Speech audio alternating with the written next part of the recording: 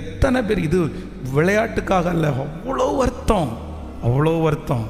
ஆண்டவர் சொல்லுகிறார், உன் இருதயம் அவர்களுக்காக இறங்க. சத்தமாக சொல்லுங்க. இந்த சொந்தக்காரங்கன்னு சொல்லி சொந்தக்காரங்களை கூப்பிட்டு சுற்றி உட்கார வச்சு தான் சம்பாதிக்கிற பணம் மொத்தத்தையும் அவர்களுக்காக இரக்கம் பாராட்டி அழிக்கிற ஒவ்வொருத்தரும் நீங்கள் ஜாக்கிரதையாக இருங்க.